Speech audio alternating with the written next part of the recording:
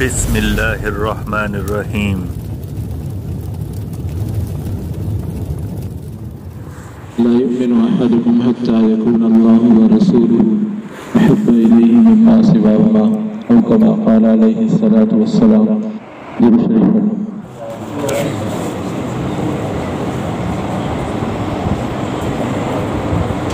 اللہ کریم جل شانہ کا کرم ہے، اس کا فضل و احسان ہے، اس نے ہمیں ایمان عطا فرمایا، اپنے حبیب و محبوب صلی اللہ علیہ وسلم کا امتی بنایا، اپنی یاد نصیب فرمائی، اپنے حبیب صلی اللہ علیہ وسلم کی یاد نصیب فرمائی۔ ان سب نعمتوں پر ہم جتنا بھی اللہ پاک کا شکر کریں کم ہے۔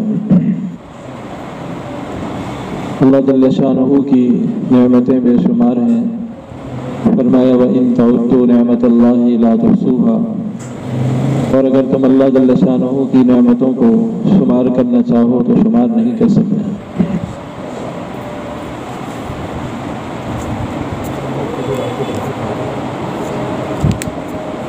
ان بے شمار نعمتوں میں سب سے بڑی نعمت ایمان کی ہے۔ یہ ایمان اللہ پاک نے ہمیں گھر بیٹھے عطا فرما دیا، بن مانگے عطا فرما دیا، اس لیے اس کی قدر و قیمت کا ہمیں اندازہ نہیں۔ لیکن روز قیامت ایسے لوگ اپنے دانتوں سے اپنے ہاتھوں کا گوشت کاٹیں گے جو ایمان نہ لائے ہوں گے۔ وَيَوْمَ يَعَضُّ الظَّالِمُ عَلَىٰ يَدَيْهِ يَقُولُ يَا لَيْتَنِي اتَّخَذْتُ مَعَ الرَّسُولِ سَبِيلًا، اسی مضمون کی طرف اس کو بیان کیا گیا ہے۔ جتنی قیمتی دولت ہو پھر خطرات بھی اس کے لیے اتنے زیادہ ہوتے ہیں، چنانچہ ایمان کے لیے بھی خطرات بہت زیادہ ہیں۔ نبی کریم صلی اللہ علیہ وسلم نے ایک زمانے کی نشاندہی فرمایا اعمال صالحہ میں پیش قدمی کرو، اس سے پہلے کہ ایسے فتنے آ جائیں جو اندھیری رات کی طرح ہوں گے۔ یصبح الرجل مؤمنا ویمسی کافرا او یمسی مؤمنا ویصبح کافرا، فرمایا یہ فتنے ایسے ہوں گے کہ آدمی صبح کرے گا تو مومن، شام کرے گا تو کافر، یا شام کرے گا تو مومن، صبح کرے گا تو کافر ہوگا۔ اور وجہ کیا ہوگی؟ اس کی وجہ بھی بیان فرمائی، یبیع دینہ لعرض من الدنیا، وہ اپنے دین و ایمان کو دنیا کے تھوڑے سے نفع کی خاطر بیچ دے۔ ہمارے مشائخ فرماتے ہیں یہ وہی زمانہ ہے کہ ایمان کمزور ہوتا جاتا ہے، یہاں تک کہ بسا اوقات دل سے نکل جاتا ہے اور احساس بھی نہیں ہوتا۔ اس کی وجہ کیا ہے کہ جب انسان کوئی گناہ کرتا ہے،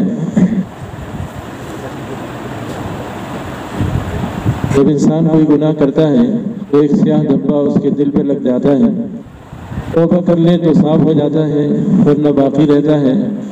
دوسرا گناہ کیا، دوسرا دھبا، تیسرا، چوتھا، پانچواں، ایسے کرتے کرتے دل بالکل سیاہ ہو جاتا ہے، اور یہ حالت پھر ایمان کے لیے خطرناک ہوتی ہے۔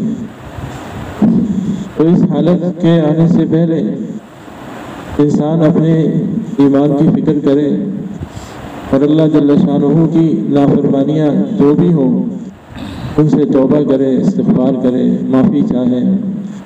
اللہ پاک کی نافرمانیاں چاہے وہ کسی بھی شعبے میں، عبادات میں کوتاہی ہو، معاملات میں، معاشرت ہے، معیشت ہے، ظاہری اخلاق ہے، باطنی اخلاق ہے، پھر ہمارے مختلف گناہ ہمارے اعضاء سے متعلق ہیں، زبان کے گناہ ہیں، کانوں کے گناہ ہیں۔ زبان کو انسان ناجائز بولنے سے بچائے، جھوٹ ہے، غیبت ہے، چغل خوری ہے، فحش کلامی ہے، گالم گلوچ ہے، مسلمان کی دل آزاری آبروریزی ہے، بڑے بڑے کبیرہ گناہ ہیں۔ آنکھوں کو ناجائز دیکھنے سے بچائے، کانوں کو ناجائز سننے سے بچائے۔ آنکھوں کے گناہ جو ہیں بہت عام ہو گئے، خصوصاً نیٹ والے موبائل، نیٹ والے آلات۔ آنکھوں کے گناہ پہ در پہ گناہ ہوتے ہیں۔ کسی کا سطر دیکھنا یہ علیحدہ گناہ ہے، نامحرموں کو دیکھنا علیحدہ گناہ ہے، اور اسی طرح بے حیائی کی باتیں سننا، بے حیائی کی باتیں دیکھنا، بے حیائی کی باتوں کو پسند کرنا، بے حیائی کے آلات کو خریدنا، یہ سب گناہ ہیں۔ پیدر پہ گناہ جو ہے انسان کرتا ہے، یہ ٹی وی VCR اور نیٹ کے حالات، ان میں علماء نے 15-20 گناہ گنوائے۔ یہ پے در پہ گناہ انسان کرتا ہے، توبہ استغفار کرے، اللہ سے معافی چاہے، ان گناہوں سے بچنے کا اہتمام کرے، ورنہ ان گناہوں سے دل پر جو سیاہی پڑے گی، دل پر جو زنگ لگے گی، دل بسا اوقات جو ہے سخت ہوتا جاتا ہے گناہوں کی وجہ سے، اور پھر توبہ کی توفیق سلب ہو جاتی ہے۔ اللہ حفاظت فرمائے۔ کثرت سے توبہ کرتے رہنا چاہیے، انسان معافی مانگتا رہے، اللہ کی طرف رجوع کرتا رہے، اور اپنے دل کی اصلاح کی فکر کرتا رہے۔ ان السمع والبصر والفؤاد كل اولئک کان عنہ مسئولا، فرمایا بے شک کانوں کے بارے میں سوال ہوگا، اور آنکھوں کے بارے میں سوال ہوگا، اور دلوں کے بارے میں سوال ہوگا۔ ما یلفظ من قول الا لدیہ رقیب عتید، فرمایا بندہ جو لفظ بھی منہ سے نکالتا ہے، ایک طاق میں بیٹھا ہوا فرشتہ اس کی بات کو چکھ لیتا ہے۔ تو ہر بات لکھی جا رہی ہے۔ دائیں طرف والا فرشتہ نیکیاں لکھتا ہے، بائیں طرف والا فرشتہ برائیاں لکھتا ہے۔ حدیث شریف میں آتا ہے، ایک صحابی نے عرض کیا نجات کا راستہ کیا ہے؟ فرمایا املک علیک لسانک ولیسعک بیتک وابکی علی خطیئتک، اپنی زبان کو قابو میں رکھو اور تمہارے گھر میں تمہارے لیے گنجائش ہو، یعنی ہر وقت آدمی بازاروں میں نہ پھرے، اب تمہارے گھر میں تمہارے لیے گنجائش ہو، اور اپنی خطاؤں پر روتے رہو۔ تو انسان جو ہے وہ اس بات کو پیش نظر رکھے کہ وہ دنیا میں کس لیے آیا ہے۔ اللہ جل شانہ کو راضی کرنا، اللہ پاک کی رضا والے کاموں میں لگنا، یہ ہمارا مقصد ہونا چاہیے۔ دنیا کی زندگی بہت تھوڑی سی ہے۔ حدیث پاک میں مثال دی گئی دنیا اور آخرت کی، فرمایا جیسے تم میں سے کوئی شخص اپنی انگلی سمندر میں ڈال کر نکالے تو اس کی انگلی پر کتنا پانی لگا ہوگا؟ فرمایا یہ جو پانی اس کی انگلی پر لگا ہے، یہ تو دنیا کی زندگی ہے، اور آخرت وہ سمندر ہے۔ تو سمندر کے مقابلے میں ان چند قطرے پانی کی کیا حیثیت؟ ایسے ہی دنیا کی زندگی اتنی مختصر سی زندگی ہے، لیکن عجیب بات یہ ہے کہ آخرت کی وہ طویل ہمیشہ کی زندگی کے لیے جو کچھ انسان کرنا چاہتا ہے اس کے پاس یہ دنیا کی زندگی ہی کا وقت ہے۔ یہ وقت ہمارے پاس سے تیزی سے گزر رہا ہے، اور ہمیں اس کا احساس نہیں کہ یہ کتنا قیمتی وقت ہے۔ انسان تھوڑے سے وقت میں کتنی نیکیاں کما سکتا ہے، اللہ کو راضی کرنے والے اعمال کر کے، اللہ کی یاد میں، لیکن وہ وقت ضائع کر دیتا ہے۔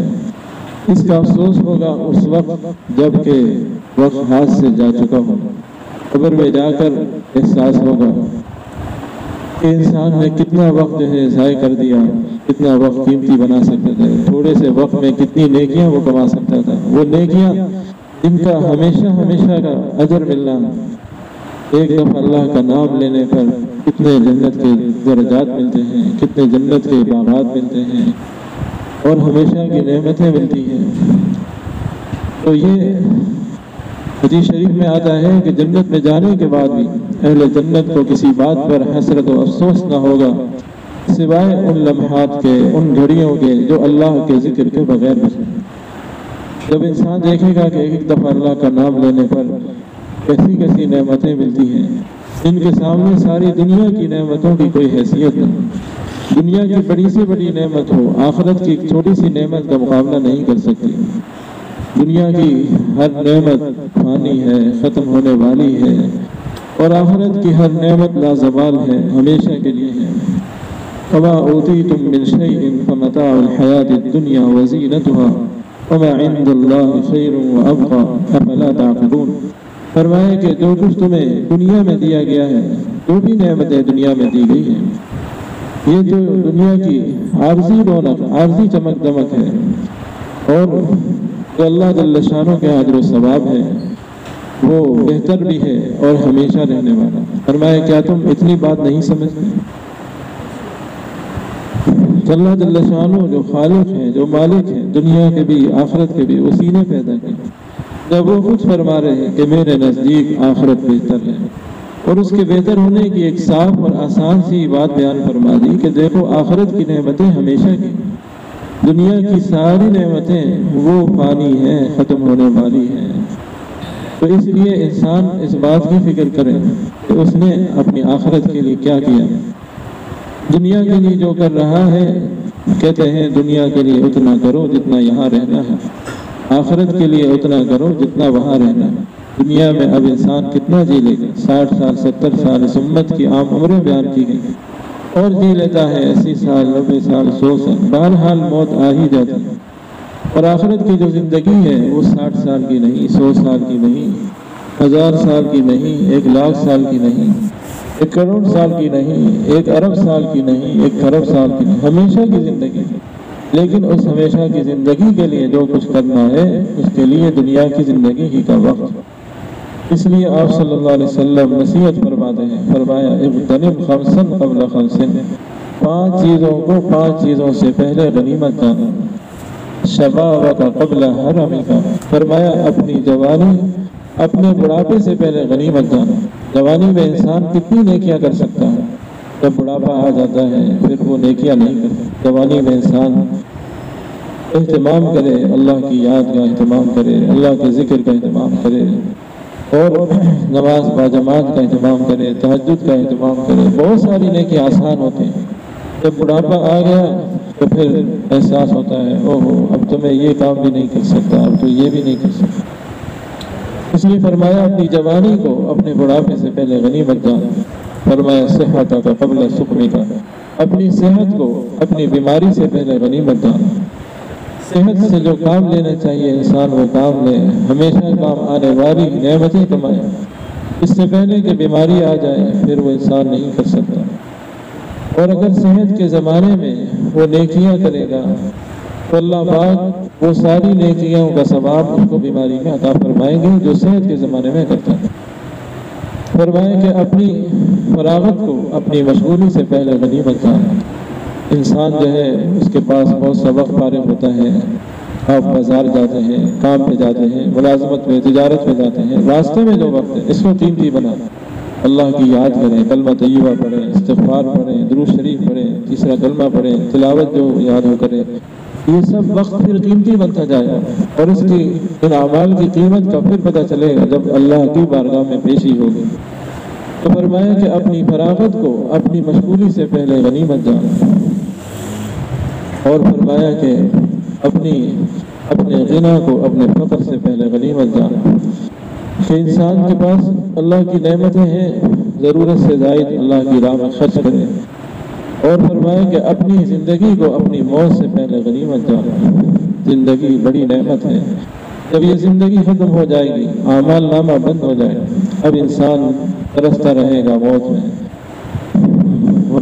قبر میں انسان ترستا رہتا ہے، کوئی اس کا دوست، کوئی اس کا رشتہ دار، کوئی اس سے محبت کرنے والا، کوئی اس سے دوستیاں جتانے والا، کوئی اس سے رشتہ داریاں رکھنے والا، کوئی اس کے لیے کوئی نیکی بھیج دے۔ قبر میں جا کے اب وہ خود کچھ عمل نہیں کر سکتا، اور اگر عمل کرے بھی تو اس کا کوئی اجر و ثواب نہیں۔ ایک بزرگ کو کسی نے دیکھا قبر میں قرآن شریف پڑھ رہے ہیں، انہوں نے فرمایا کہ دیکھو جب سے میں یہاں آیا ہوں قبر میں نے 70,000 قرآن پڑھے، لیکن یاد رکھنا کہ ان کی وجہ سے ایک نیکی بھی میرے اعمال نامے میں نہیں لکھی گئی، کیونکہ یہ دارالعمل نہیں ہے۔ تم جس دنیا میں ہو عمل، یہ دارالعمل ہے، عمل کی جگہ ہے۔ تم قرآن پڑھتے ہو، ایک ایک حرف پر 10 نیکیاں لکھی جاتی ہیں، اور میں نے یہاں آ کر 70,000 قرآن پڑھے لیکن کوئی نیکی نہیں لکھی گئی کہ اللہ نے اپنی رحمت سے مجھے پڑھنے کی اجازت دی ہوئی ہے تو میں پڑھتا ہوں۔ تو یہ فرق ہے دارالعمل کا اور دارالجزا کا۔ اس لیے آپ صلی اللہ علیہ وسلم نصیحت فرماتے ہیں اور فرماتے ہیں ان اخوف ما تخوف علی امتی الہوى وطول العمل۔ فرمایا دیکھو مجھے اپنی امت پر جو سب سے زیادہ ڈر ہے وہ 2 باتوں کا ہے، ایک یہ کہ وہ خواہشات کے پیچھے نہ پڑ جائیں، دوسرا یہ کہ لمبی امیدوں میں نہ پڑ جائیں۔ اما الہوى فیصد عن الحق، خواہشات میں پڑنے کا نقصان کیا ہے کہ یہ حق سے روکنے والی چیز۔ اما طول العمل فیرسل الآخرۃ، لمبی امیدوں میں پڑنے کا نقصان کیا ہے کہ یہ آخرت کو بھلانے والی چیز۔ فرمایا یہ دنیا بھی اپنی جگہ سے چل پڑی ہے اور پیچھے جا رہی ہے، آخرت بھی اپنی جگہ سے چل پڑی ہے اور آگے آ رہی ہے، اور ان میں سے ہر ایک کے کچھ بیٹے ہیں، کچھ دنیا کے بیٹے ہیں، کچھ آخرت کے بیٹے ہیں۔ فرمایا ہو سکے تو دنیا کے بیٹے نہ بننا، کیونکہ آج تم جس جگہ پر ہو یہ دارالعمل ہے اور حساب کتاب نہیں، عمل کی جگہ۔ کل جو دن آنے والا ہے وہاں حساب ہوگا اور عمل نہ ہو سکے گا۔ ان نیکیوں کی قدر و قیمت کا اندازہ اس وقت ہوگا جب اللہ کی بارگاہ میں پیشی ہوگی، جب انسان جو ہے وہ ایک ایک نیکی کی طرف رہا ہو۔ یوم یفر المرء من اخیہ وامہ وابیہ وصاحبتہ وبنیہ، فرمایا اس دن آدمی بھاگے گا اپنے بھائی سے اور اپنی ماں سے اور اپنے باپ سے اور اپنے بیوی بچوں سے بھاگے گا۔ کیوں؟ ایسا نہ ہو کہیں ماں کہہ دے بیٹا مجھے اپنے اعمال نامے سے کچھ نیکیاں دے دے، کہیں باپ نیکیاں نہ مانگ لے، کہیں بھائی نہ مانگ لے، انسان بھاگے گا، ہر ایک کو اپنی پڑی ہوگی۔ اس دن پتہ چلے گا وہ نیکیاں کتنی کی۔ آج ہمیں بتایا جاتا ہے کہ ایک دفعہ درود شریف پڑھو گے 10 نیکیاں لکھی جائیں۔ یہ نیکیاں کوئی معمولی چیز نہیں، ان کی قدر و قیمت کا وہاں اندازہ ہوگا۔ 10 گناہ معاف، 10 درجے بلند، اللہ پاک کی 10 رحمتیں نازل ہوتی ہیں۔ اسی طرح کلمہ طیبہ ہے، یہ اللہ کا ذکر، افضل ذکر اس کو فرمایا گیا۔ حدیث پاک کا مفہوم ہے کہ اگر ساتوں زمین ساتوں آسمانوں ان کے درمیان جو چیزیں ہیں ان کو ترازو کے ایک پلڑے میں رکھ دیا جائے، دوسرے پلڑے میں یہ کلمہ رکھ دیا جائے تو یہ کلمے والا پلڑا بھاری ہو جائے کہ اللہ کے ہاں اس پاک کلمے کی اتنی عظمت ہے۔ دوسری حدیث میں آتا ہے، فرمایا لا الہ الا اللہ والوں پر نہ تو قبر میں وحشت ہوگی نہ قبر سے اٹھائے جانے کے وقت، اور فرمایا گویا میں لا الہ الا اللہ والوں کو دیکھ رہا ہوں کہ قبر سے اس حال میں اٹھ رہے ہیں، مٹیاں جھاڑتے ہوئے اپنے سروں سے، یہ کہتے ہوئے کہ تمام تعریفیں اس اللہ کے لیے جس نے رنج و غم ہم سے دور کر دیا۔ یہ حدیث نقل کر کے شیخ الحدیث رحمہ اللہ فرماتے ہیں لا الہ الا اللہ والوں سے کون مراد ہے؟ فرمایا دیکھو لوہے والا، پیتل والا، چاندی والا کون کہلاتا ہے؟ جس آدمی کو جس فن سے، جس شعبے سے خاص شغف ہوتا ہے وہی فن اس کی طرف منسوب کیا جاتا ہے۔ کسی کا صبح شام کا کام لوہے کا ہے اس کو لوہے والا کہتے ہیں، اور کسی کا دوسرے شعبے کا ہے اس کو اس کے ساتھ وہ نام ہو۔ تو فرمایا لا الہ الا اللہ والے کون ہوں گے؟ جن کو اس پاک کلمے کے ساتھ خصوصی شغف ہوگا، جو کثرت سے اس پاک کلمے کو کہنے والے ہیں۔ تو ایسے لوگوں کے لیے خوشخبری فرمائی کہ قبر میں بھی وحشت نہیں ہوگی، قبر سے اٹھائے جانے کے وقت بھی وحشت، کتنا وحشتناک وقت ہوگا جب اللہ کی بارگاہ میں پیشی کا وقت۔ لیکن ایسے لوگ جو کثرت سے اس پاک کلمے کو کہنے والے ہیں وہ قبر سے اٹھائے جانے کے وقت بھی ان کو وحشت نہیں۔ اللہ پاک ہم سب کو شامل فرمائے۔ اسی طرح اور بہت سے فضائل ہیں۔ ایک حدیث میں فرمایا کہ اللہ جل شانہ کے عرش کے سامنے ایک ستون ہے، وہ جب بندہ یہ کلمہ کہتا ہے تو وہ ستون ہلنے لگتا ہے۔ اللہ پاک فرماتے ہیں نور کا ستون ہے، اللہ پاک فرماتے ہیں ٹھہر جاؤ۔ وہ عرض کرتا ہے کیسے ٹھہر جاؤں؟ حالانکہ اس کلمہ کہنے والے کی ابھی تک بخشش نہیں ہوئی، تو اللہ پاک فرماتے ہیں میں نے اس کو بخش دیا تو وہ ٹھہر جاتا۔ اسی طرح استغفار ہے، فرمایا طوبیٰ لمن وجد فی صحیفتہ استغفار کثیر، خوشخبری ہے اس شخص کے لیے جس کے نام اعمال میں کثرت سے استغفار پائے جائے، کثرت سے انسان استغفار کرے۔ استغفار میں اللہ پاک سے معافی کی طلب ہے، اس میں عاجزی بندگی کا اظہار ہے۔ یا اللہ میں گناہ گار ہوں، یا اللہ مجھ سے گناہ ہوئے، یا اللہ مجھ سے غلطیاں ہوئی، یا اللہ میں اپنے گناہوں کا اقرار کرتا ہوں۔ دل میں آدمی اپنے گناہوں کا اقرار کر کے اللہ پاک سے معافی مانگتا رہے۔ بہت آسان عمل ہے لیکن اتنا عظیم عمل ہے۔ فرمایا کہ جس کو یہ بات پسند ہو، حدیث شریف میں فرمایا جس کو یہ بات پسند ہو کہ اعمال نامہ دیکھنے کے وقت اس کو خوشی ہو، اس کو چاہیے کہ اس میں کثرت سے استغفار کو درج کروائے۔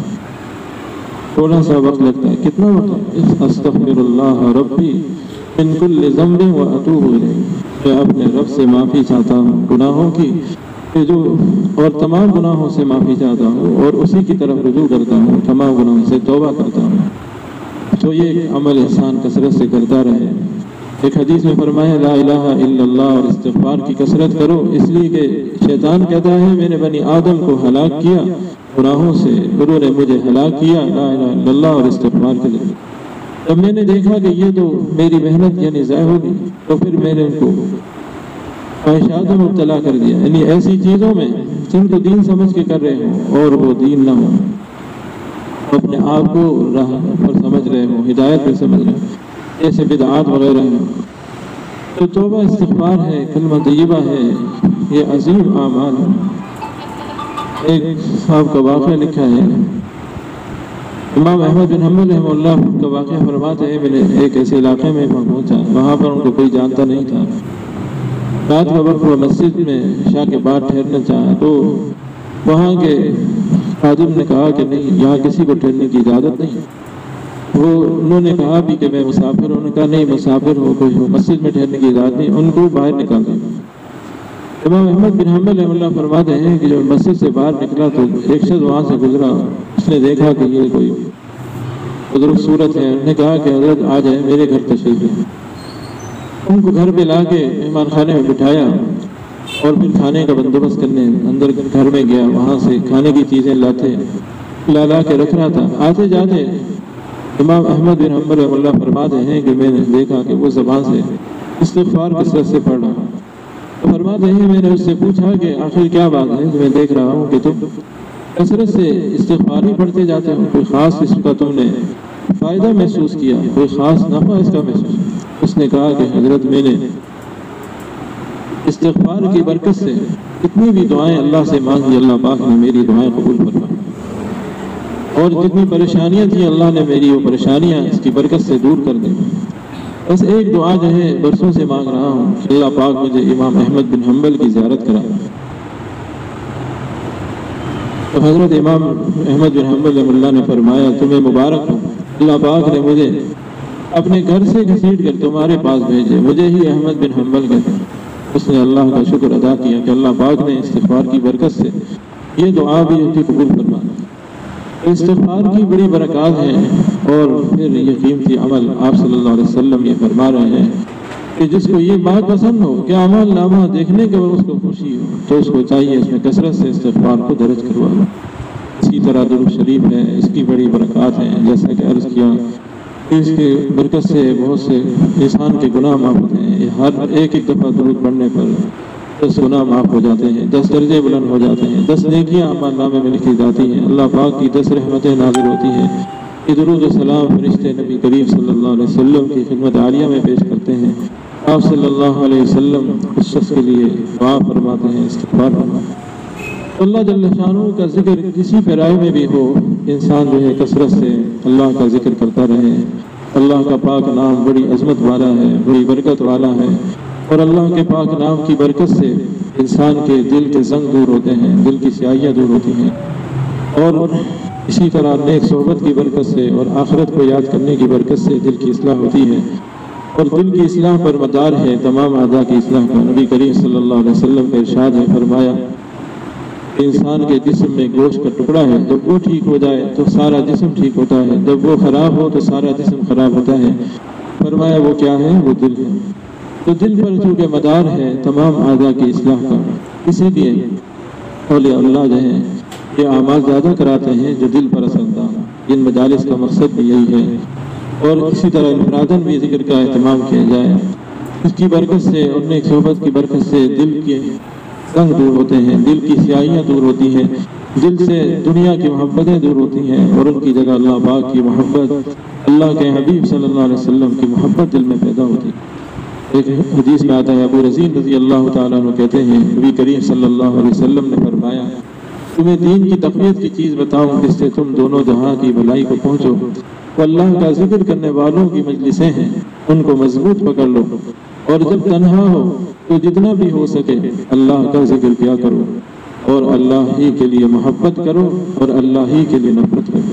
یعنی اللہ کے دوستوں سے محبت ہو، اور وہ محبت اللہ ہی کے لیے ہو، اور اللہ کے دشمنوں سے نفرت ہو، اور نفرت اللہ ہی کے لیے ہو۔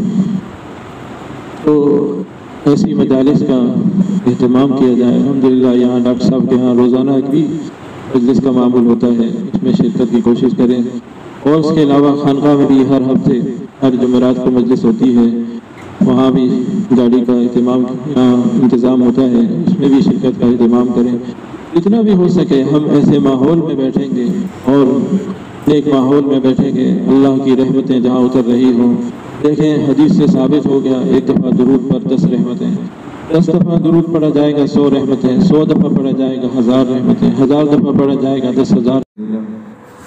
لا يؤمن أحدكم حتى يكون الله ورسوله أحب إليه مما سواهما أو كما قال عليه الصلاة والسلام۔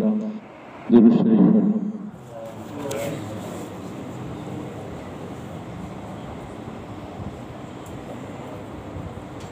اللہ کریم جل شانہ کا کرم ہے، اس کا فضل و احسان ہے، اس نے ہمیں ایمان عطا فرمایا، اپنے حبیب و محبوب صلی اللہ علیہ وسلم کا امتی بنایا، اپنی یاد نصیب فرمائی، اپنے حبیب صلی اللہ علیہ وسلم کی یاد نصیب فرمائی۔ ان سب نعمتوں پر ہم جتنا بھی اللہ پاک کا شکر کریں کم ہے۔ اللہ جل شانہ کی نعمتیں بے شمار ہیں، فرمایا وَإِن تَعُدُّوا نِعْمَةَ اللَّهِ لَا تُحْصُوهَا، اور اگر تم اللہ جل شانہ کی نعمتوں کو شمار کرنا چاہو تو شمار نہیں کر سکتے۔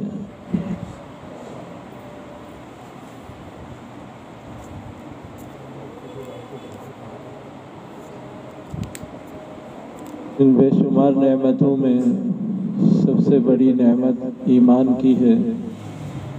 یہ ایمان اللہ پاک نے ہمیں گھر بیٹھے عطا فرما دیا، بن مانگے عطا فرما دیا، اس لیے اس کی قدر و قیمت کا ہمیں اندازہ نہیں۔ لیکن روز قیامت ایسے لوگ اپنے دانتوں سے اپنے ہاتھوں کا گوشت کاٹیں گے جو ایمان نہ لائے ہوں گے۔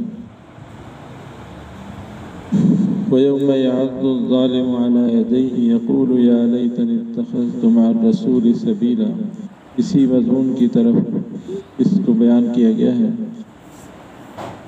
جتنی قیمتی دولت ہو پھر خطرات بھی اس کے لیے اتنے زیادہ ہوتے ہیں، چنانچہ ایمان کے لیے بھی خطرات بہت زیادہ ہیں۔ نبی کریم صلی اللہ علیہ وسلم نے ایک زمانے کی نشاندہی فرمائی، فرمایا اعمال صالحہ میں پیش قدمی کرو اس سے پہلے کہ ایسے فتنے آ جائیں جو اندھیری رات کی طرح ہوں گے۔ یصبح الرجل مؤمنا ویمسی کافرا او یمسی مؤمنا ویصبح کافرا، فرمایا یہ فتنے ایسے ہوں گے کہ آدمی صبح کرے گا تو مومن، شام کرے گا تو کافر، یا شام کرے گا تو مومن، صبح کرے گا تو کافر ہوگا۔ اور وجہ کیا ہوگی اس کی وجہ بھی بیان فرمائی، یبیع دینہ لعرض من الدنیا، وہ اپنے دین و ایمان کو دنیا کے تھوڑے سے نفع کی خاطر بیچ دے گا۔ ہمارے مشائخ فرماتے ہیں یہ وہی زمانہ ہے کہ ایمان کمزور ہوتا جاتا ہے، یہاں تک کہ بس اوقات دل سے نکل جاتا ہے اور احساس بھی نہیں ہوتا۔ اس کی وجہ کیا ہے کہ جب انسان کوئی گناہ کرتا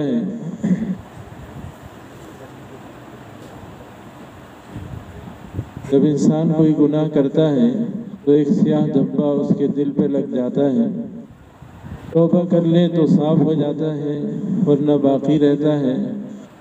دوسرا گناہ کیا، دوسرا دھبا، تیسرا، چوتھا، پانچواں، ایسے کرتے کرتے دل بالکل سیاہ ہو جاتا ہے، اور یہ حالت پھر ایمان کے لیے خطرناک ہوتی ہے۔ تو اس حالت کے آنے سے پہلے انسان اپنے ایمان کی فکر کرے اور اللہ جل شانہ کی نافرمانیاں جو بھی ہوں ان سے توبہ کرے، استغفار کرے، معافی چاہے۔ اللہ پاک کی نافرمانیاں چاہے وہ کسی بھی شعبے میں ہو، عبادات میں کوتاہی ہو، معاملات میں معاشرت ہے، معیشت ہے، ظاہری اخلاق ہے، باطنی اخلاق ہے، پھر ہمارے مختلف گناہ ہمارے اعضاء سے متعلق ہیں، زبان کے گناہ ہیں، کانوں کے گناہ ہیں، زبان کو انسان ناجائز بولنے سے بچائے، جھوٹ ہے، غیبت ہے، چغل خوری ہے، فحش کلامی ہے، گالم گلوچ ہے، مسلمان کی دل آزاری، آبروریزی ہے، بڑے بڑے کبیرہ گناہ ہیں۔ آنکھوں کو ناجائز دیکھنے سے بچائے، کانوں کو ناجائز سننے سے بچائے۔ آنکھوں کے گناہ جو ہیں بہت عام ہو گئے، خصوصاً نیٹ والے موبائل، نیٹ والے آلات۔ آنکھوں کے گناہ پہ در پہ گناہ ہوتے ہیں۔ کسی کا سطر دیکھنا یہ علیحدہ گناہ ہے، نامحرموں کو دیکھنا علیحدہ گناہ ہے، اور اسی طرح بے حیائی کی باتیں سننا، بے حیائی کی باتیں دیکھنا، بے حیائی کی باتوں کو پسند کرنا، بے حیائی کے آلات کو خریدنا، یہ سب گناہ ہے۔ پے در پہ گناہ جو ہے انسان کرتا ہے۔ یہ ٹی وی، وی سی آر اور نیٹ کے آلات، ان میں علماء نے 15-20 گناہ گنوائے۔ یہ پے در پہ گناہ انسان کرتا ہے، توبہ استغفار کرے، اللہ سے معافی چاہے، ان گناہوں سے بچنے کا اہتمام کرے، ورنہ ان گناہوں سے دل پر جو سیاہی پڑے گی، دل پر جو زنگ لگے گی، دل بسا اوقات جو ہے سخت ہوتا جاتا ہے گناہوں کی وجہ سے، اور پھر توبہ کی توفیق سلب ہو جاتی ہے۔ اللہ حفاظت فرمائے۔ تو کثرت سے توبہ کرتے رہنا چاہیے، انسان معافی مانگتا رہے، اللہ کی طرف رجوع کرتا رہے، اور اپنے دل کی اصلاح کی فکر کرتا رہے۔ ان السمع والبصر والفؤاد کل اولئک کان عنہ مسئولا۔ فرمایا بے شک کانوں کے بارے میں سوال ہوگا، اور آنکھوں کے بارے میں سوال ہوگا، اور دلوں کے بارے میں سوال ہوگا۔ ما یلفظ من قول الا لدیہ رقیب عتید۔ فرمایا بندہ جو لفظ بھی منہ سے نکالتا ہے، ایک طاق میں بیٹھا ہوا فرشتہ اس کی بات کو چکھ لیتا ہے۔ تو ہر بات لکھی جا رہی ہے۔ دائیں طرف والا فرشتہ نیکیاں لکھتا ہے، بائیں طرف والا فرشتہ برائیاں لکھتا ہے۔ حدیث شریف میں آتا ہے، ایک صحابی نے عرض کیا نجات کا راستہ کیا ہے؟ فرمایا املک علیک لسانک ولیسعک بیتک وابکی علی خطیئتک۔ اپنی زبان کو قابو میں رکھو، اور تمہارے گھر میں تمہارے لیے گنجائش ہو، یعنی ہر وقت آدمی بازاروں میں نہ پھرے، اب تمہارے گھر میں تمہارے لیے گنجائش ہو، اور اپنی خطاؤں پر روتے رہو۔ تو انسان جو ہے وہ اس بات کو پیش نظر رکھے کہ وہ دنیا میں کس لیے آیا ہے۔ اللہ جل شانہ کو راضی کرنا، اللہ پاک کی رضا والے کاموں میں لگنا، یہ ہمارا مقصد ہونا چاہیے۔ دنیا کی زندگی بہت تھوڑی سی ہے۔ حدیث پاک میں مثال دی گئی دنیا و آخرت کی۔ فرمایا جیسے تم میں سے کوئی شخص اپنی انگلی سمندر میں ڈال کر نکالے تو اس کی انگلی پر کتنا پانی لگا ہوگا؟ فرمایا یہ جو پانی اس کی انگلی پر لگا ہے، یہ تو دنیا کی زندگی ہے، اور آخرت وہ سمندر۔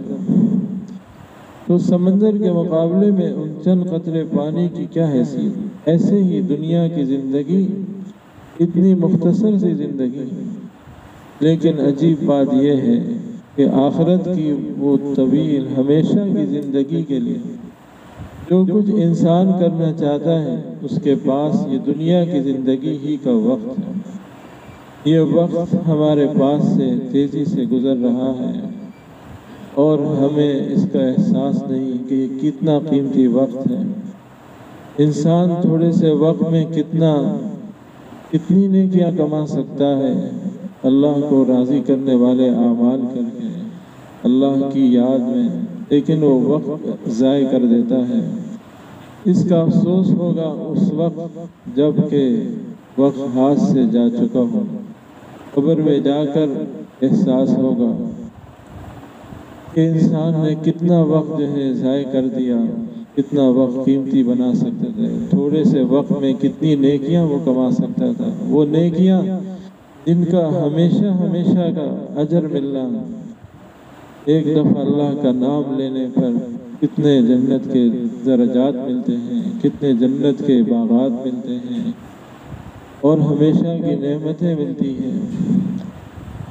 تو یہ حدیث شریف میں آتا ہے کہ جنت میں جانے کے بعد بھی اہل جنت کو کسی بات پر حسرت و افسوس نہ ہوگا سوائے ان لمحات کے، ان گھڑیوں کے جو اللہ کے ذکر کے بغیر گزرے۔ جب انسان دیکھے گا کہ ایک دفعہ اللہ کا نام لینے پر کیسی کیسی نعمتیں ملتی ہیں جن کے سامنے ساری دنیا کی نعمتوں کی کوئی حیثیت نہیں، دنیا کی بڑی سے بڑی نعمت ہو آخرت کی ایک چھوٹی سی نعمت کا مقابلہ نہیں کر سکتی۔ دنیا کی ہر نعمت فانی ہے، ختم ہونے والی ہے، اور آخرت کی ہر نعمت لازوال ہے، ہمیشہ کے لیے ہے۔ وَمَا أُوتِيتُم مِّن شَيْءٍ فَمَتَاعُ الْحَيَاةِ الدُّنْيَا وَزِينَتُهَا وَمَا عِندَ اللَّهِ خَيْرٌ وَأَبْقَىٰ أَفَلَا تَعْقِلُونَ۔ فرمایا کہ جو کچھ تمہیں دنیا میں دیا گیا ہے، جو بھی نعمتیں دنیا میں دی گئی ہیں، یہ تو دنیا کی عارضی رونق، عارضی چمک دمک ہے، اور جو اللہ جل شانہ کے اجر و ثواب ہے وہ بہتر بھی ہے اور ہمیشہ رہنے والا۔ فرمایا کیا تم اتنی بات نہیں سمجھتے؟ تو اللہ جل شانہ جو خالق ہے، جو مالک ہے دنیا کے بھی آخرت کے بھی، اسی نے پیدا کی۔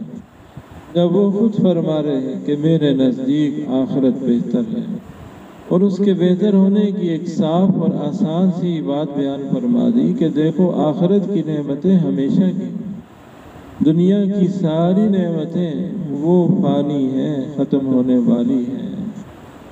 تو اس لیے انسان اس بات کی فکر کرے کہ اس نے اپنی آخرت کے لیے کیا کیا۔ دنیا کے لیے جو کر رہا ہے، کہتے ہیں دنیا کے لیے اتنا کرو جتنا یہاں رہنا ہے، آخرت کے لیے اتنا کرو جتنا وہاں رہنا ہے۔ دنیا میں اب انسان کتنا جی لے گا، 60 سال 70 سال اس امت کی عام عمریں بیان کی گئی، اور جی لیتا ہے 80 سال 90 سال 100 سال، بہرحال موت آ ہی جاتی ہے۔ اور آخرت کی جو زندگی ہے وہ 60 سال کی نہیں، 100 سال کی نہیں، 1000 سال کی نہیں، 1,00,000 سال کی نہیں، 1 کروڑ سال کی نہیں، 1 ارب سال کی نہیں، 1 خرب سال کی نہیں، ہمیشہ کی زندگی۔ لیکن اس ہمیشہ کی زندگی کے لیے جو کچھ کرنا ہے اس کے لیے دنیا کی زندگی ہی کا وقت۔ اس لیے آپ صلی اللہ علیہ وسلم نصیحت فرماتے ہیں، فرمایا اغتنم خمسا قبل خمس، 5 چیزوں کو 5 چیزوں سے پہلے غنیمت جانا۔ شبابک قبل حرمک، فرمایا اپنی جوانی اپنے بڑھاپے سے پہلے غنیمت جانا۔ جوانی میں انسان کتنی نیکیاں کر سکتا ہے، جب بڑھاپا آ جاتا ہے پھر وہ نیکیاں نہیں کرتا۔ جوانی میں انسان اہتمام کرے، اللہ کی یاد کا اہتمام کرے، اللہ کے ذکر کا اہتمام کرے، اور نماز باجماعت کا اہتمام کرے، تہجد کا اہتمام کرے، بہت ساری نیکیاں آسان ہوتی ہیں۔ جب بڑھاپا آ گیا تو پھر احساس ہوتا ہے اوہو اب تو میں یہ کام بھی نہیں کر سکتا، اب تو یہ بھی نہیں کر سکتا۔ اس لیے فرمایا اپنی جوانی کو اپنے بڑھاپے سے پہلے غنیمت جانا۔ فرمایا صحتک قبل سقمک، اپنی صحت کو اپنی بیماری سے پہلے غنیمت جانا۔ صحت سے جو کام لینا چاہیے انسان وہ کام لے، ہمیشہ کام آنے والی نعمتیں کمائے، اس سے پہلے کہ بیماری آ جائے پھر وہ انسان نہیں کر سکتا۔ اور اگر صحت کے زمانے میں وہ نیکیاں کرے گا تو اللہ پاک وہ ساری نیکیوں کا ثواب اس کو بیماری میں عطا فرمائیں گے جو صحت کے زمانے میں کرتا ہے۔ فرمائے کہ اپنی فراغت کو اپنی مشغولی سے پہلے غنیمت جانا۔ انسان جو ہے اس کے پاس بہت سا وقت فارغ ہوتا ہے، آپ بازار جاتے ہیں، کام پہ جاتے ہیں، ملازمت پہ، تجارت پہ جاتے ہیں، راستے میں جو وقت ہے اس کو قیمتی بنانا۔ اللہ کی یاد کریں، کلمہ طیبہ پڑھیں، استغفار پڑھیں، درود شریف پڑھیں، تیسرا کلمہ پڑھیں، تلاوت جو یاد ہو کریں، یہ سب وقت پھر قیمتی بنتا جائے گا، اور اس کی ان اعمال کی قیمت کا پھر پتہ چلے گا جب اللہ کی بارگاہ میں پیشی ہوگی۔ تو فرمایا کہ اپنی فراغت کو اپنی مشغولی سے پہلے غنیمت جان، اور فرمایا کہ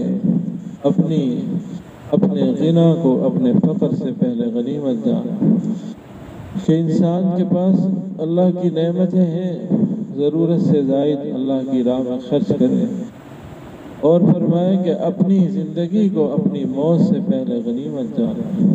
زندگی بڑی نعمت ہے، جب یہ زندگی ختم ہو جائے گی، اعمال نامہ بند ہو جائے گا، اب انسان ترستا رہے گا موت میں،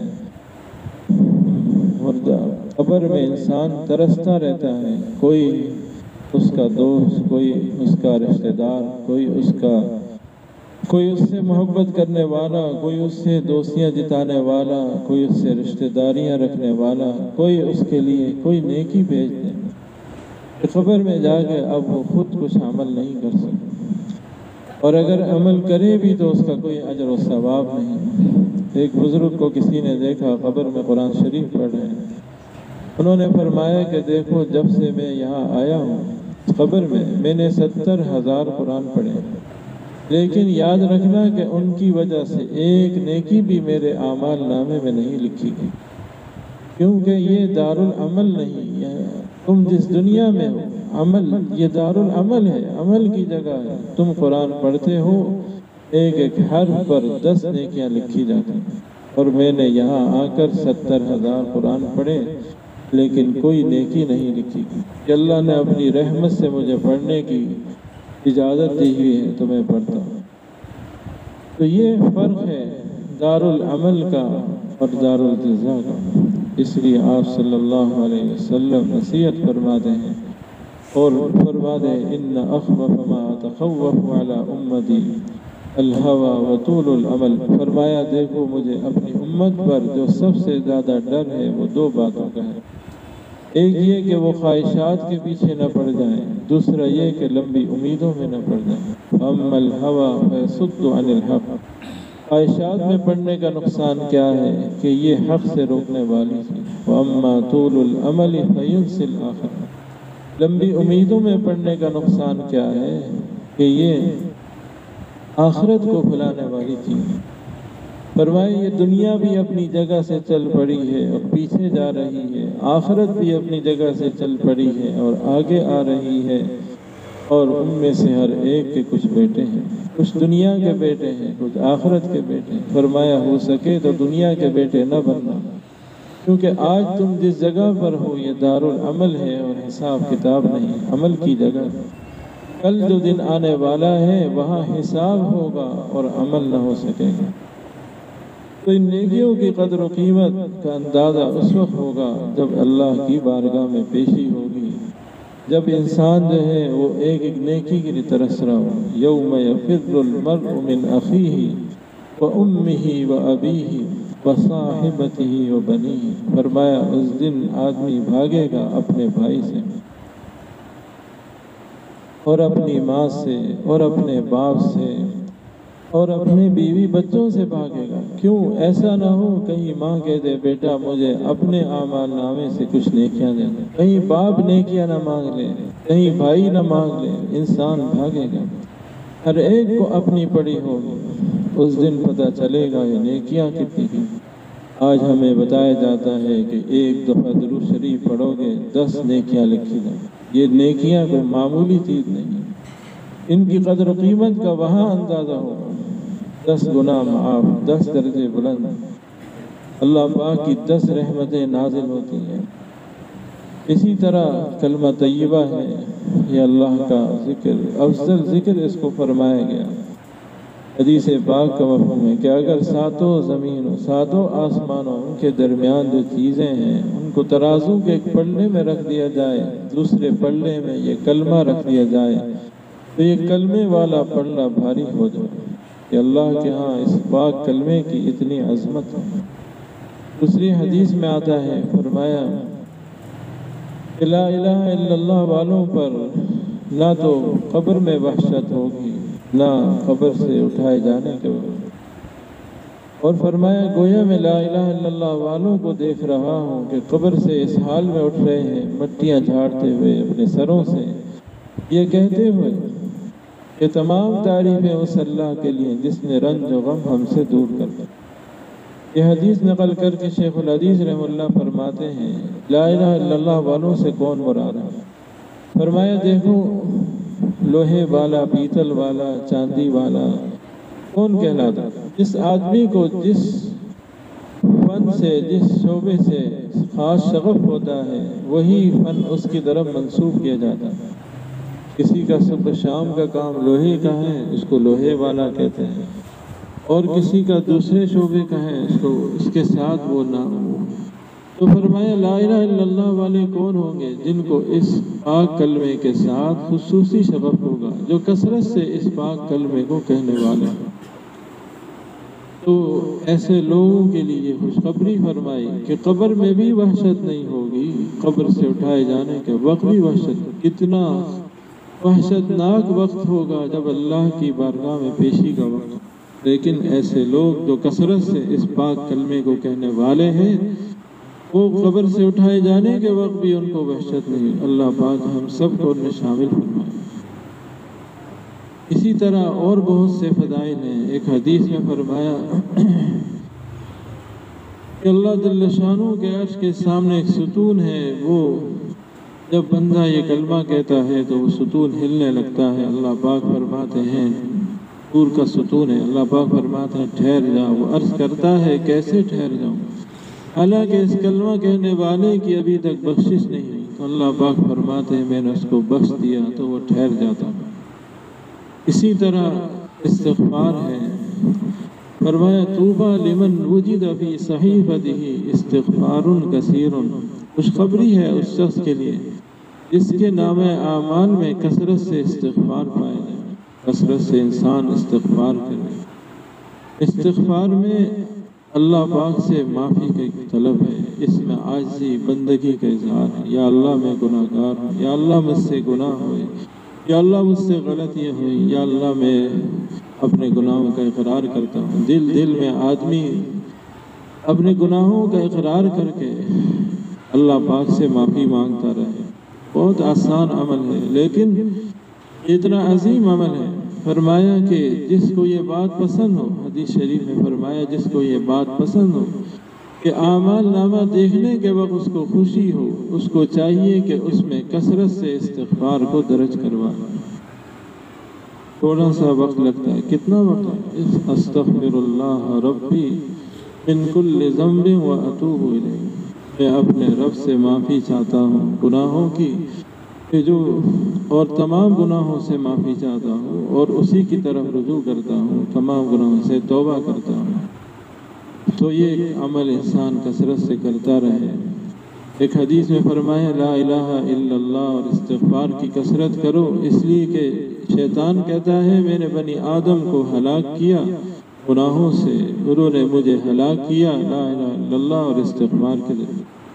جب میں نے دیکھا کہ یہ تو میری محنت یعنی ضائع ہوگی، تو پھر میں نے ان کو خواہشات میں مبتلا کر دیا، یعنی ایسی چیزوں میں جن کو دین سمجھ کے کر رہے ہوں اور وہ دین نہ ہو، اپنے آپ کو راہ پر سمجھ رہے ہوں، ہدایت پہ سمجھ رہے ہوں، جیسے بدعات وغیرہ ہیں۔ تو توبہ استغفار ہے، کلمہ طیبہ ہے، یہ عظیم اعمال ہے۔ ایک صاحب کا واقعہ لکھا ہے،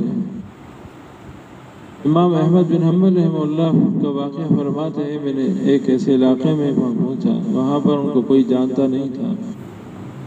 رات کا وقت ہوا، مسجد میں عشاء کے بعد ٹھہرنا چاہا تو وہاں کے خادم نے کہا کہ نہیں، یہاں کسی کو ٹھہرنے کی اجازت نہیں۔ انہوں نے کہا بھی کہ میں مسافر ہوں، انہوں نے کہا نہیں، مسافر ہو کوئی ہو، مسجد میں ٹھہرنے کی اجازت نہیں، ان کو باہر نکال دیا۔ امام احمد بن حنبل رحمہ اللہ فرماتے ہیں کہ جب مسجد سے باہر نکلا تو ایک شخص وہاں سے گزرا، اس نے دیکھا کہ یہ کوئی بزرگ صورت ہے، انہوں نے کہا کہ حضرت آ جائیں، میرے گھر تشریف ہے۔ ان کو گھر پہ لا کے مہمان خانے میں بٹھایا اور پھر کھانے کا بندوبست کرنے اندر گھر میں گیا، وہاں سے کھانے کی چیزیں لا کے رکھ رہا تھا۔ آتے جاتے امام احمد بن حنبل رحمہ اللہ فرماتے ہیں کہ میں نے دیکھا کہ وہ زبان سے استغفار کثرت سے پڑھ رہا۔ تو فرماتے ہیں میں نے اس سے پوچھا کہ آخر کیا بات ہے کہ میں دیکھ رہا ہوں کہ تم کثرت سے استغفار ہی پڑھتے جاتے ہو، کوئی خاص اس کا تم نے فائدہ محسوس کیا، کوئی خاص نفع اس کا محسوس؟ اس نے کہا کہ حضرت میں نے استغفار کی برکت سے جتنی بھی دعائیں اللہ سے مانگی، اللہ پاک نے میری دعائیں قبول فرمائی، اور جتنی پریشانیاں تھیں اللہ نے میری وہ پریشانیاں اس کی برکت سے دور کر دی۔ بس ایک دعا جو ہے برسوں سے مانگ رہا ہوں کہ اللہ پاک مجھے امام احمد بن حنبل کی زیارت کرا۔ تو حضرت امام احمد بن حنبل رحمہ اللہ نے فرمایا تمہیں مبارک ہو، اللہ پاک نے مجھے اپنے گھر سے گھسیٹ کر تمہارے پاس بھیجے، مجھے ہی احمد بن حنبل کہتے ہیں۔ اس نے اللہ کا شکر ادا کیا کہ اللہ پاک نے استغفار کی برکت سے یہ دعا بھی کی قبول فرما۔ استغفار کی بڑی برکات ہیں، اور پھر یہ قیمتی عمل آپ صلی اللہ علیہ وسلم یہ فرما رہے ہیں کہ جس کو یہ بات پسند ہو کہ اعمال نامہ دیکھنے کے بعد اس کو خوشی ہو، تو اس کو چاہیے اس میں کثرت سے استغفار کو درج کروانا۔ اسی طرح درود شریف ہے، اس کی بڑی برکات ہیں، جیسا کہ عرض کیا اس کی برکت سے بہت سے انسان کے گناہ معاف ہوتے ہیں۔ ہر ایک دفعہ درود پڑھنے پر 10 گناہ معاف ہو جاتے ہیں، 10 درجے بلند ہو جاتے ہیں، 10 نیکیاں اعمال نامے میں لکھی جاتی ہیں، اللہ پاک کی 10 رحمتیں نازل ہوتی ہیں۔ یہ درود و سلام فرشتے نبی کریم صلی اللہ علیہ وسلم کی خدمت عالیہ میں پیش کرتے ہیں۔ آپ صلی اللہ علیہ وسلم اس شخص کے لیے دعا فرماتے ہیں، استغفار فرماتے ہیں۔ اللہ جل شانہ کا ذکر کسی پیرائے میں بھی ہو، انسان جو ہے کثرت سے اللہ کا ذکر کرتا رہے۔ اللہ کا پاک نام بڑی عظمت والا ہے، بڑی برکت والا ہے، اور اللہ کے پاک نام کی برکت سے انسان کے دل کے زنگ دور ہوتے ہیں، دل کی سیاہیاں دور ہوتی ہیں، اور اسی طرح نیک صحبت کی برکت سے اور آخرت کو یاد کرنے کی برکت سے دل کی اصلاح ہوتی ہے، اور دل کی اصلاح پر مدار ہے تمام اعضاء کی اصلاح کا۔ نبی کریم صلی اللہ علیہ وسلم کا ارشاد ہے، فرمایا کہ انسان کے جسم میں گوشت کا ٹکڑا ہے، جب وہ ٹھیک ہو جائے تو سارا جسم ٹھیک ہوتا ہے، جب وہ خراب ہو تو سارا جسم خراب ہوتا ہے۔ فرمایا وہ کیا ہے؟ وہ دل ہے۔ تو دل پر چونکہ مدار ہے تمام اعضاء کی اصلاح کا، اسی لیے اولیاء اللہ جو ہیں یہ اعمال زیادہ کراتے ہیں جو دل پر اثر انداز۔ ان مجالس کا مقصد بھی یہی ہے، اور اسی طرح انفراداً بھی ذکر کا اہتمام کیا جائے۔ اس کی برکت سے اور نیک صحبت کی برکت سے دل کے زنگ دور ہوتے ہیں، دل کی سیاہیاں دور ہوتی ہیں، دل سے دنیا کی محبتیں دور ہوتی ہیں، اور ان کی جگہ اللہ پاک کی محبت، اللہ کے حبیب صلی اللہ علیہ وسلم کی محبت دل میں پیدا ہوتی ہے۔ ایک حدیث میں آتا ہے، ابو رزین رضی اللہ تعالیٰ عنہ کہتے ہیں نبی کریم صلی اللہ علیہ وسلم نے فرمایا تمہیں دین کی تقویت کی چیز بتاؤں جس سے تم دونوں جہاں کی بھلائی کو پہنچو؟ وہ اللہ کا ذکر کرنے والوں کی مجلسیں ہیں، ان کو مضبوط پکڑ لو، اور جب تنہا ہو تو جتنا بھی ہو سکے اللہ کا ذکر کیا کرو، اور اللہ ہی کے لیے محبت کرو اور اللہ ہی کے لیے نفرت کرو۔ یعنی اللہ کے دوستوں سے محبت ہو اور وہ محبت اللہ ہی کے لیے ہو، اور اللہ کے دشمنوں سے نفرت ہو، وہ نفرت اللہ ہی کے لیے ہو۔